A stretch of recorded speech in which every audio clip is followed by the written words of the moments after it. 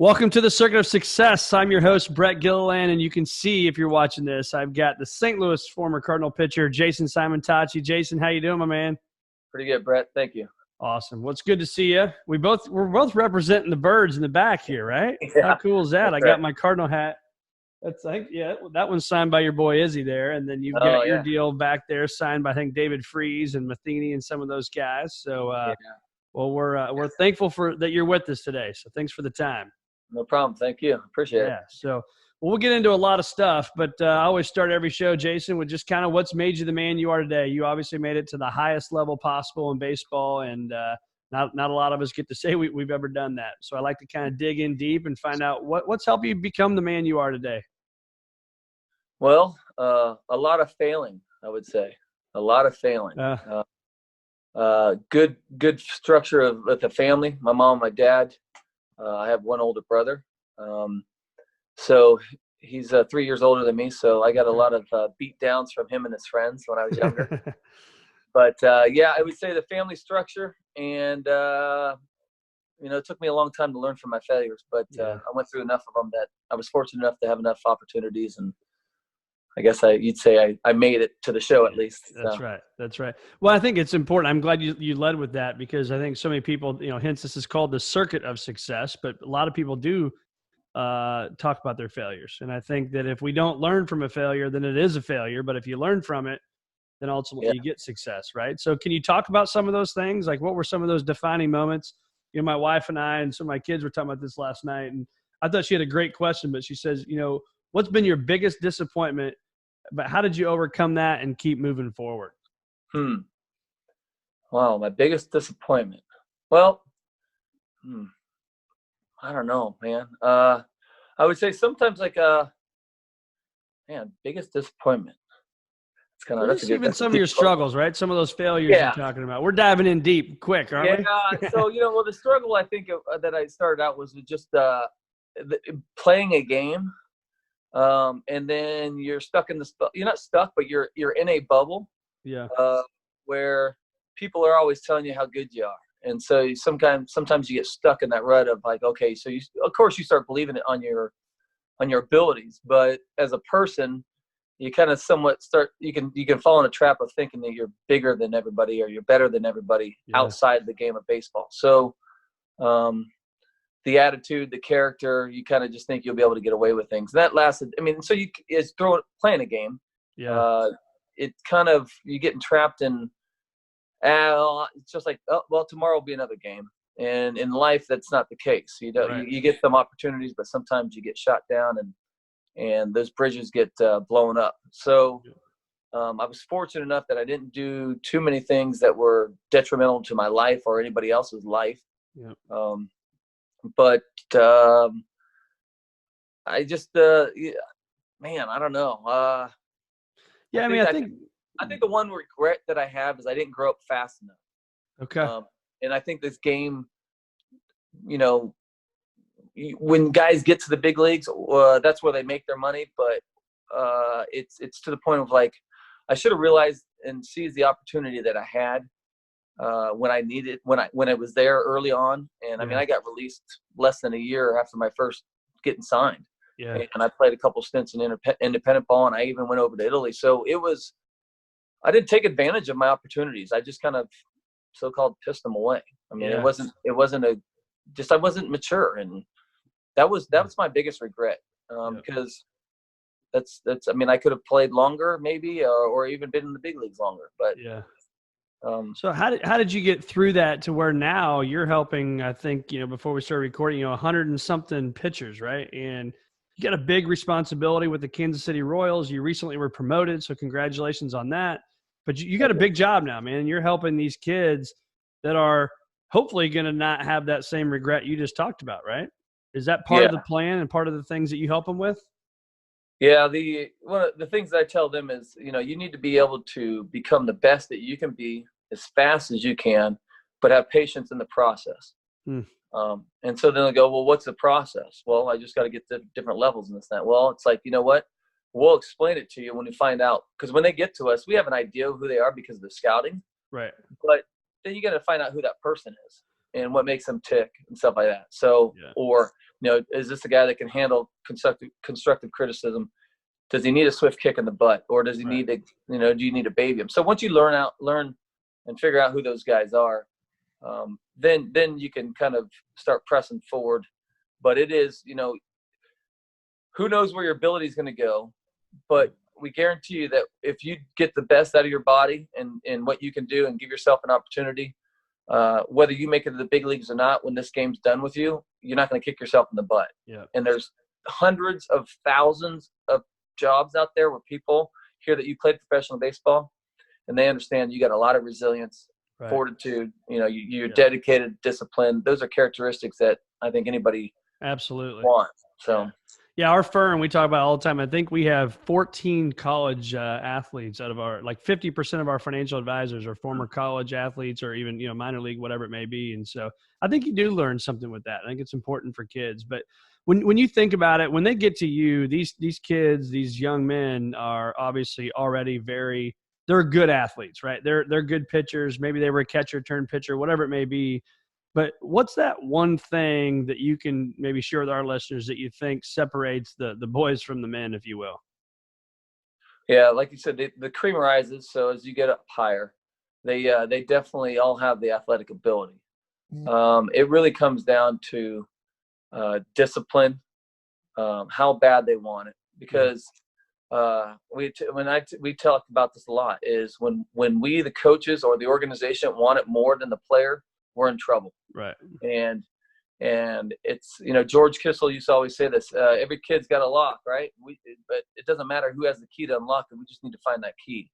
And so you throw them through everything, and it may be a certain coach, or maybe even just an advisor or something. But the one thing is when I don't know how to say this, but it's for them to, I don't know. I just lost the train of thought. It's almost like to the point of you when those kids, they either have it or they don't. When I say the it factor, that's like no one, they're on a mission, and they're in the weight room and they're showing up on time, if not early. They don't miss a beat. They're in the classes when they need to be in the classes. They're doing the arm care. They're disciplined in the off season. I mean, it's to the point when I check in or they show up in spring training, you look at the guy and you go, right away the guy's been working his butt off. Yeah. It's really those guys that separate themselves are the ones that have their ears open. They don't speak too much, but when they open their mouths, they have good questions. Yeah. I don't know if you've been around Jack Flaherty or not, but they say that about Jack Flaherty, right? I mean, heck of a first year or two with the Cardinals, but I think Bob Gibson said that kid's different, right? You just kind of know, and you look what he's doing. Yeah, he was. Yeah, I had him for 1 year in Springfield in AA, and you could tell. I mean, he was gifted. There's no doubt about it, but there was just the way about the way that he went about things. Just getting prepared before games, in between games, even his bullpens. I mean, even when he's playing catch, he wasn't just out there shuffling and throwing the baseball. There was a purpose for every throw. He was getting his body right. And even when he's playing catch with his teammates, Gomber or whoever it was, Dakota, it was just the point of there was a competition even when they were playing catch. And there was a purpose for each throw. So you could tell right away that there was, like you said, even Gibby said, there's something different. You didn't know what it was. And then when the season started, you found out when it got, he'd be cruising, but when the guy got in second base, he had the sixth gear that he'd shift into, and he'd just shut the door right away. Right. That's a whole nother gear, right? That's a whole nother level, man. So hopefully he has a phenomenal career with us here in St. Louis. But talk about the mental side. So there's obviously the physical side of baseball, and big, strong, fast, all that kind of stuff. But how important is the mental side? I think it's huge. I would say that if anybody differs with that, then I would definitely disagree with them. And the reason being is because you get to the point where when you start getting up the upper levels, the mental aspect is this game is a grind. Everybody, if you haven't played it, you don't understand it. But playing 6-7 months of the year, traveling the way we do, being away from the families, girlfriends, wives, kids, the struggles that everybody wants to be up in the big leagues. Right.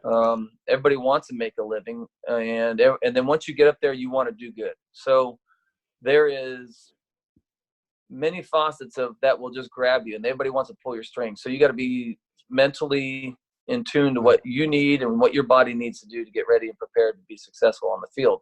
Yeah. And that starts, I mean, from day one, but I mean, just the daily grind of, okay, I'm going to prepare about my next start or the next guys I'm facing. I got to go watch video. I got a bats program. I got, so I'm going to watch video. I'm going to see what these guys do, what they don't do, my strengths. Then it comes into the game time preparation, before the game, during the game. I mean, if you're not mentally drained at the end of a game, then you're not really doing what you should be doing, or you're not utilizing what you should be using. So, I assume when you get done with a game like that, it's like you just ran a marathon, right? And especially as a pitcher, it's not like you ran a ton, but you probably just felt like you ran a 26.2 mile race. Yeah. It's you don't want your mind to wander. I mean, I'm trying to relate, like even running, like some guys, people will listen to music and stuff like that, or you get to focus on what you're running through or where around. And in a game, it is, there's that moment. Well, there's always a moment you want to get to the point of like, all you hear is just the buzz of the fans, right? You're not paying attention. You know who's on deck. You maybe know who's on base, but you for sure know who's hitting. And once you know who's hitting, it's not really what they look like up there. You're just focused on the hit catcher and his fingers. And then the next thing you know, you're like, okay, here's the glove. This is what I want to do. Execute. You react. You watch the reaction of what he's doing with that pitch. Fouled it off. Where did he hit it? Was he late? Was he, was it a ground ball? Whatever it is. But you're always taking notes mentally and watching and putting in the back of your head. So maybe not this at bat, but maybe the next two at bats when he comes up, of how he reacted to certain pitches. What's a certain situation? You're calculating all this stuff and constantly going through your head. I mean, so you're doing that every pitch. And then as you get farther in the game, obviously now these pitches in so-called make more or mean more. Sure. So it gets to the point of, you think about from the time you throw the baseball and catch it from your catcher, you walk back up the mound and toe the rubber. It's about maybe 6 seconds, 7 seconds. So in a matter of 6 seconds, you're thinking of, okay, where was that pitch? Right? Yeah, right. I mean, they always say, hey, you want to be 2 or 3 pitches ahead. That's fine. But you're also going, okay, who's running at first or who's on second? Is he fast? Is he slow? Is this hitter a gap-to-gap guy? Is he a power guy? Is he a guy that will lay down a bunt? Do I have to be quick? What about this runner? Do I need to make sure that with the middle infielders, if he's at second, do I need to make sure I maybe take a double look? Maybe I want to put a pick play. Should I just do an inside move? Okay, well, you know what? I threw this. I get that. I remember last time he was slowing my fastball. I'm not going to throw anything off speed here because I know he's trying to just put the ball in the outfield to get it. So all this stuff's going through your mind in a matter of 5 seconds, and you're doing that for about whatever, every 3 hours or whatever. Yeah. Right. So yeah, you're that mentality is, if you're not strong, you kind of wither away and melt pretty fast. Yeah. And then you kind of see, which I love, when they show the pitcher in the bullpen or in the, on the bench between innings, and he's going back out. And it's like, I guess it's a rule, right? You don't talk to that guy unless he talks to you first, right? So don't talk to the pitcher. But what are you thinking about now? Are you looking at, okay, here's who's coming up in the order. Here's where we're at in the game. I mean, you're not just kind of sitting there zoning out. You're obviously got a game plan going on, right? Yeah. Many times. I mean, it just everything depends on what the score of the game is, where you're at. I mean, you would like to say, we would all like to say, hey, look, it's just another game, all right? So every game's game 7, and in reality, that's not what happens. So, Excuse me. So you're sitting there. Most of the time, you're just trying to catch your breath and relax and get your heart rate down. Obviously, in the National League, you might be coming up to bat, so you got to be prepared with that. But in reality, when you go in there and sit on the bench, you're calming down, getting your heart rate down again. And then you, like you said, 1 or 2 outs, you start thinking about, okay, these guys are coming up next. Yep. If your catcher's available, you go talk to him, see what he likes, what he doesn't, maybe even what's working. Maybe your curveball's not working today. So, you talk about your game plan's going to change. Depending on where your quality of pitches are and how well you're throwing that day. And then it also depends on the hitters. They could be, I remember Sammy Sosa. I mean, he would change from at bat to at bat, and you'd have to talk to the catcher because you got to make sure you're on the same page. So what was it like? What was he changing? So he was changing like the way he would stride, or I mean, what was he doing differently? He was either on the plate or off the plate. Okay. Yeah. So if he was on the plate, you just bust him in. He just because you didn't have to throw him away because he wanted to get extension. That's all he wanted to do was just get extension. And when he's on the plate, you just throw him in, and when he's off the plate, you can throw him away. And that's all you do. And you just had to make sure. I mean, I remember a couple times, Matheny would go out there, or whoever, DeFelice or Widger, and you just go out there and go, hey, dude, just be careful. It's just a quick little trip, just to remind you, right? And then they'd run back there. So just don't leave it out in the middle of the plate. Don't do that. Yeah, Did Sammy ever get you for one? Did Sammy? I don't know. I don't know. I think I did pretty good against him, I think. But yeah. Moises Alou was the guy who just crushed me. I just remember right? every time. I just remember every time playing the Cubs, man. He would just.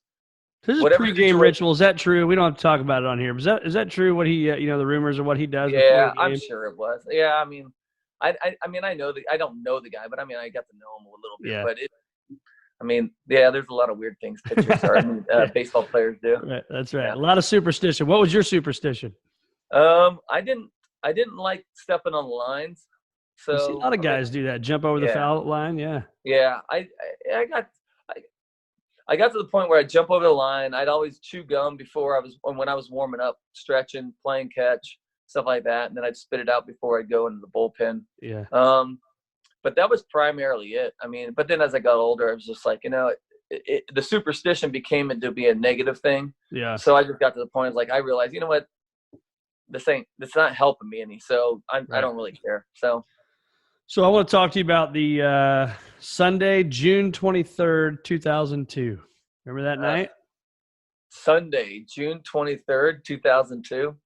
Somebody, meaning you, had to start that game. Supposed to start on Saturday. Darryl Kile. Oh, DK? DK. Yeah. DK happens on Saturday. Walk us through that, man. What was that like? Obviously, your teammate. You guys, where are you at when you get the news? What's going on? So I was actually taking batting practice because obviously I was supposed to start that game. Let's see, did we playing the day before? Was a Saturday? So he died on. It looked like he died on Saturday, yeah. June 22nd of 2002. You were supposed to start the game, and they gave you an opportunity to say, you know what, I can't emotionally do this. I'm not going to start on Sunday night, but. From what I had read, and you obviously were the guy that was doing this, but you said DK never missed a pitch, man. He never missed an outing. He was strong as an ox.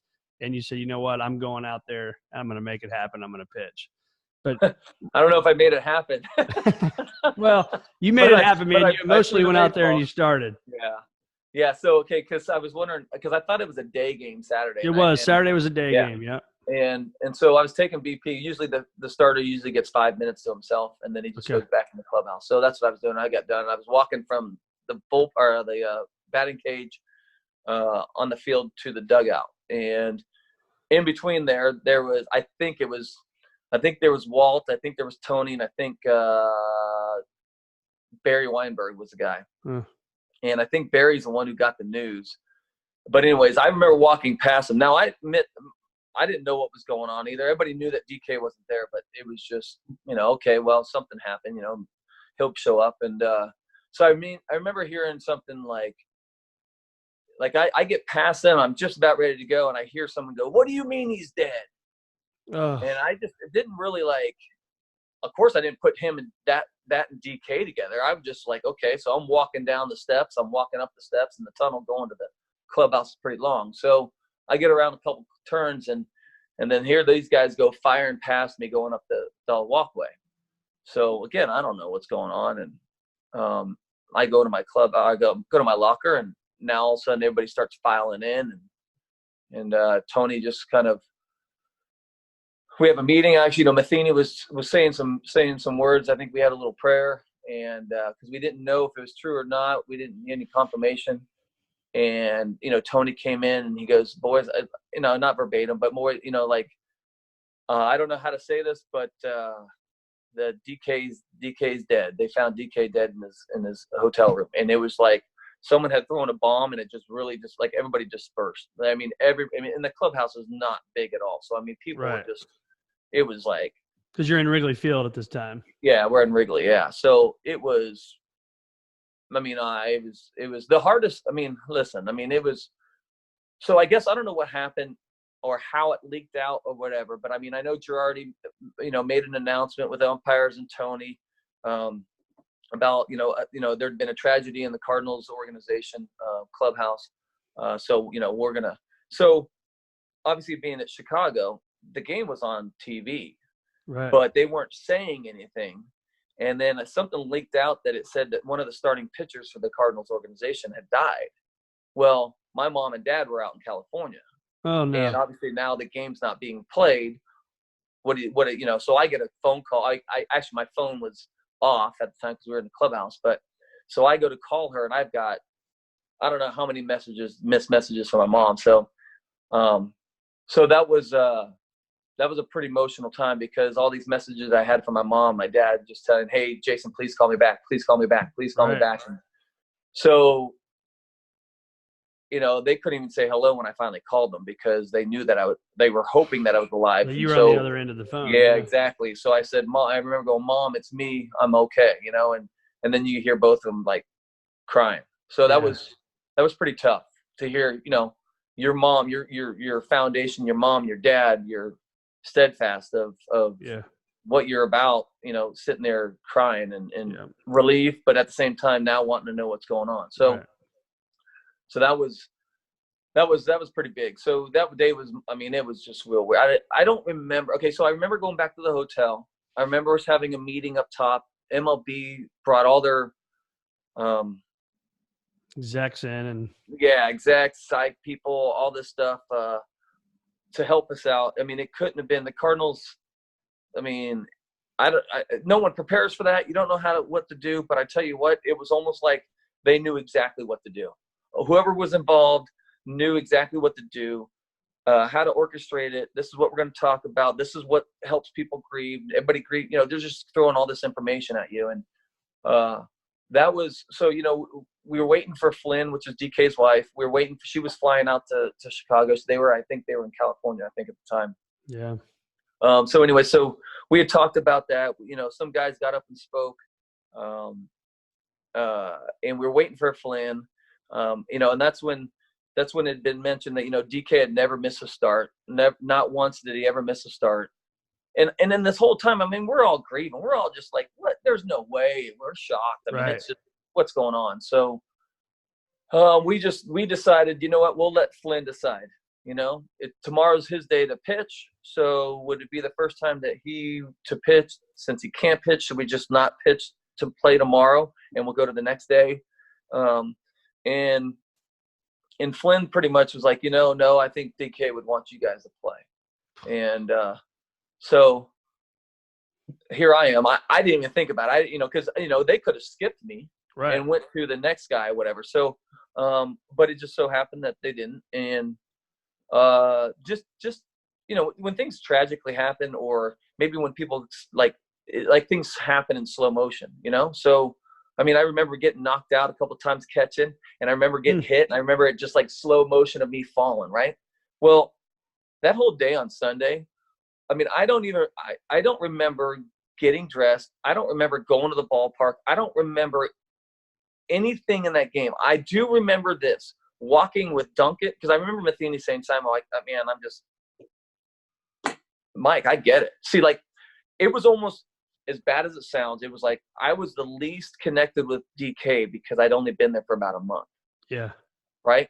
So not that it wasn't hard. I mean, geez, I just lost a brother, but it was just like, I can understand how some guys just couldn't go. But I just remember, the one thing I do remember is me, and I think it was D Felice that was catching me.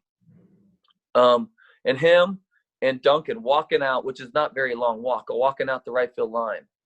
And I remember us getting to the line where I was just going to start stretching. I looked up at Duncan and I said, what in the F are we doing out here? And Duncan just goes like this. And there's nothing you could say. There's nothing you could do. It was something, again, it had to be done.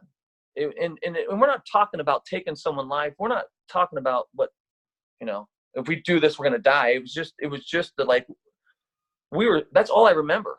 I don't remember warming up. I don't remember throwing pitches in the game. I don't remember anything in that game. I do remember a home run being hit, but I think that's only because I would probably watch highlights like in right. like, ESPN or something, Yeah. But I couldn't tell you who hit it. And that was, man, it was, I tell you what, Tony did one hell of a job with that, with our team, with his team. I mean, how he handled that. He brought us together. I mean, we had you look at the solid leaders we had. It just, Tony, again, he's like, I don't know what to do. I don't know how to do this. All I do know is, and he pulled out this clipping of DK when his father died, because his father died young too.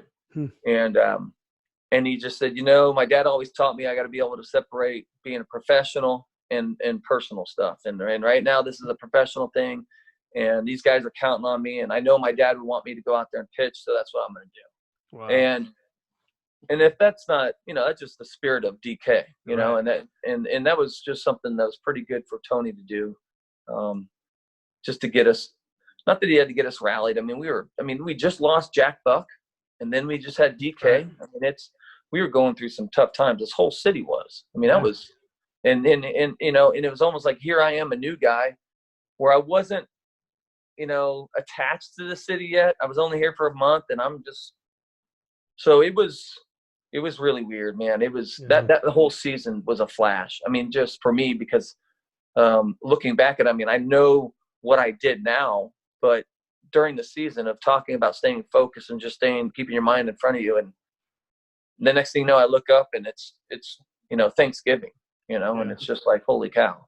Yeah. So what a whirlwind. Well, thanks for sharing, man. It's I think everybody kind of remembers where you're at that day, right? I remember where I was at, and you hear that news. It was supposed to be the Fox game of the week. We had some friends that were actually up at the game, and we were talking to them on the phone. It's just crazy, just absolutely crazy. But you think about, so Tony and his leadership, and we'll talk about him in a little bit, but think about that next basically 12-year run that the Cardinals go on, right? Because I'm trying to think back. 2002, you didn't make the playoffs, correct? 2002 we did. 2003 we you did. 2003 did not. And then 2004 gets swept by the Red Sox in the World Series. Yeah. But it just starts this train of just success after success after success. And obviously it's, you hate to say, but when somebody dies, like, man, that brings the brotherhood together, don't you think? Yeah, there's no question. That's like you said, the brotherhood, the family. When something happens inside a family that's tragic. There's you got two things you can do. You can either see you later, I'm out, and check out, or you suck it up. Right. You suck it up and just fall back on your training and just say, you know what, this is what I got to do. This is a job. And but yeah, you're 100%, because when the guys that were on that team, it's not like, hey, K-Rob, hey, what's going on? Or, hey, Kleiner, what's up? There's a bro hug involved in there. Right. There's some meaning to that, Probably still to this day, right? Yeah, no question. I saw Klein. We were it's called a Pitchapalooza. It's over in Nashville, and it's the same thing. We sat there and we talked and reminisced. But where's old crazy Klein these days? So he is with the Giants. He was a AAA pitching coach, and now I think he's going back towards Pennsylvania. They got a team with the Giants that is near his house or near his home. So he's I don't know if it's AA or high A, but he's going back to where he's just closer to home. Saw Klein and old Patios a number of times, Patios, what's that place? Right, exactly. We'll leave those stories for another podcast. And so I forget what I was going to ask you. Oh, I know what I was going to ask you. So, I think, think about baseball, think about leadership in the business world. How important is it to find a coach or a mentor or something like that? Because here you are at the top, right? And you can say, oh, I've made it. What do I need that for, right? Or if I'm in the business world, oh, I'm successful. What do I need that help for? What was that like for you, and what do you see the greats doing from looking up to somebody and getting help? Well, when I got to the big leagues, I was 28 years old. So I'd been around the block a couple times, never in the big leagues, but been around the block. And needless to say, I was in debt. So the biggest thing that I knew that I was going to do was not spend money, because I did not know how long I was going to be up there. Yep. So when I got up there, it was more of, I'm going to just keep my mouth shut. I'm going to go about the business that I know how. And if they have a problem and they want to show me the way, then I'm all for it. And so I just mind my P's and Q's, went about my business as best I could. And then I think the other players start realizing, okay, this guy's he's not a jackbone. He gets it. He understands it. And obviously DK was one of those guys. Jimmy Edmonds was another guy. Matty Moe was a good dude. I mean, and not that everybody wasn't, but Matheny, obviously, even JD Drew. I mean, so there was and then so you just kind of swim around and kind of just pick your areas of where you want to go. When it comes to mentoring, coaching, or playing, or trying to figure out who you want to hang out with and not. I mean, it's depends on where you want to go and what you want to do. Be careful on who you choose, right? Right. I mean, as the saying goes, it's hard to soar like the eagles when you're messing around with a bunch of turkeys. So, very well said. Yeah. So you want to make sure that, and that's what the Cardinals have done. I mean, when I was there, even playing and coaching, I mean, the players weeded themselves out, but the Cardinals made sure that the right guys were where they needed to be. And if you didn't fit into the system or the culture, then you weren't there very long. And but yeah, it's just, I think just like anything else, even in business, it's like, you always, at least I am, I'm always thirsty to learn. So I never really cared. Even now, I mean, I'm helping, or I'm so-called coaching coaches, and I've got guys, 3 or 4 coaches that are older than me. Yep. Now, who am I to think that I can't learn anything from those guys? Right. That'd be asinine to think that. So, I mean, so even when you're at the highest level, you can't tell me. I know Jim Edmonds was always trying to get better. I know Matheny was always trying to get it. I know Pujols is always trying to get better. Yep. Izzy was always trying. I mean, you can just. I mean, I can go down the line. Yeah. Well, you played with some legends, man. Yeah, and not only that, but they were good people, and that was they took time or invested time into you as a person, not just because you're a player, but they wanted to know about you, right. and they cared genuinely. Awesome stuff. Thanks for sharing all that. So I think, my son Drew, he had a good question. He's 12 years old, and he's always wanting to know, like, what do people like, right? Like, what are these athletes? So, he wants to, was baseball always your passion, or like, when did you know that you were going to be a professional baseball player? I didn't know I was going to be professional until I really got a call that I'd been drafted. I had suspected it, but not until I got the call from my college coach, told me I got drafted. But wow. I played basketball, football, and baseball. I played soccer when I was a little kid, but I played. So in college, my first year, I went to JUCO, or junior college, for 2 years. So my first year, I wasn't sure if I wanted to play football, so I went out and I got manhandled. So I'm like, well, I didn't want to quit, so I ended up just like kicking off and punting and PATs and field goals and stuff like that. Wow. So, but I was done after that. I was tired of getting handled like a rag doll. So. Like, not my sport. Yeah, no. So then after that, I went into baseball after football, and I actually caught for the first, part of the season, like before the conference even started. Wow. And then something happened. I pitched, and he wanted me to pitch from there on out. So I must have done good or something. So I didn't pitch anymore. But from there, it was, I guess it wasn't like I was like, oh, I can't wait, I want to be a major leaguer. It was more of, I like playing games. I like competing. And it didn't matter, even now. I mean, whether it's playing bags or shuffleboard or gold tee or whatever it is, I like competing. Right.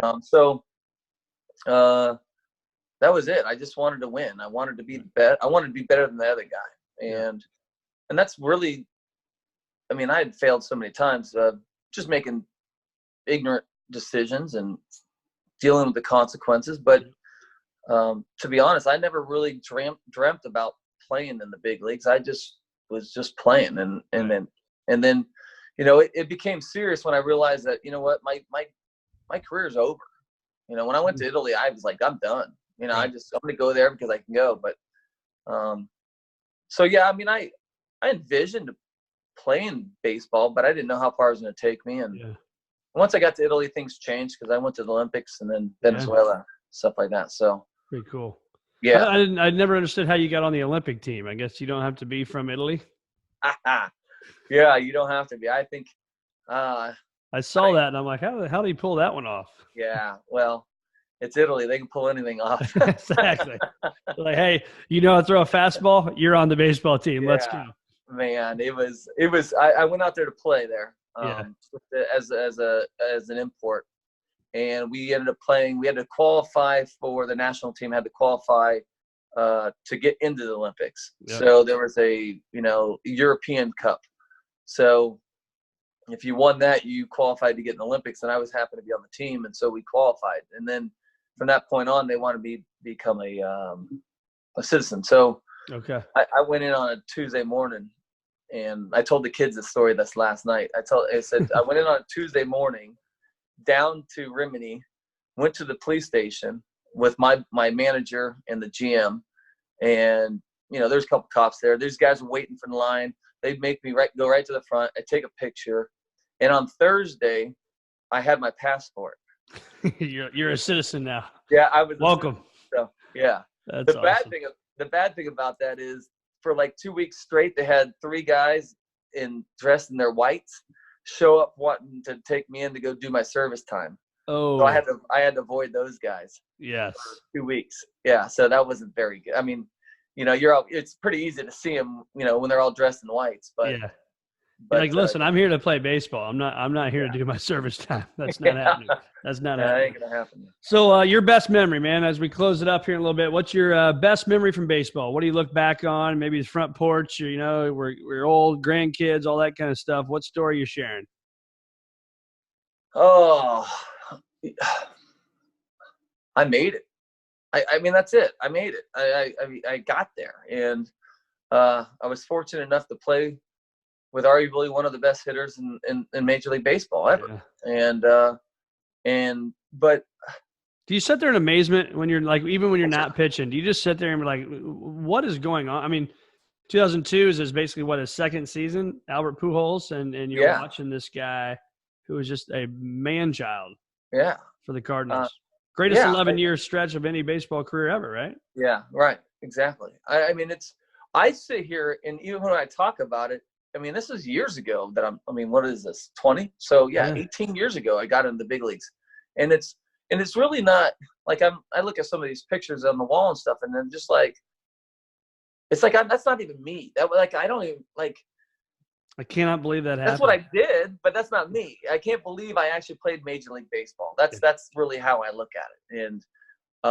And thank God it was with the Cardinals, because their alumni association that they deal with, I mean, it is it's second to none. I mean, I know the Yankees are pretty good, don't get me wrong, but I mean, I'm telling you, I have a hard time believing that, like, the Cardinals. I mean, everybody, they all come back, and they're all friendly, and they have a relationship with you. It's not just like, okay. Because I mean, in reality, I really had like a 1-2 breaths in the big leagues in this organization of time with them, and it just happened to be. I mean, everything's. It just made you feel like a king, and still do, right? What's that? So they still make you feel like a king now, regardless if you were there for 6 months or for 20 years.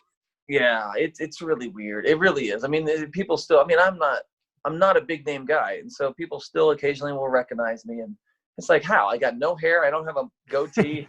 Not wearing my Cardinal hat. Yeah, I don't have my hat on. Well, you were a crowd favorite, man. It's I remember like it was yesterday. I moved to St. Louis in 2001, my wife and I, and so our first 10 years here was amazing. But you were always a fan favorite, even as not a long-term player. You were a fan favorite, man. It was, well, thank you. It was fun, man. It was. Yeah. I do enjoy. I mean, like, and my kids and people they'll be like, whatever. But I do remember, like, the things that I enjoyed were out in left field, shagging baseballs and talking shooting doves with red chain beans, or just BSing, you know, or spring trainings, or even the fantasy camp that we got going on, you know, that they put on. I mean,